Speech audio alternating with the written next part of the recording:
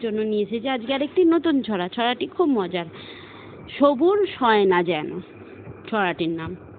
মা গো, এখন অঙ্ক কষা থাক, লিখতে লিখতে আঙুল গেছে ধরে। এবার আমি বারান্দাতে বসে আকাশটাকে দেখবো দু চোখ ভরে। তুমি বলবে আজ তো রবিবার, আজ সারাদিন শুধুই ক্রিকেট খেলা।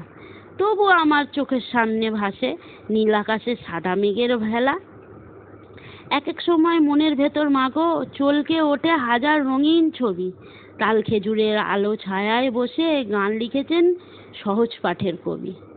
আকাশপথে আলোর পাখি ওড়ে, চোখের পাতা আপনি ওঠে কেঁপে।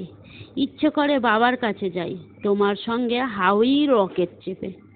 বাবা আসবে সেই বুধবার রাতে, তবু আমার সবুর হয় না যেন।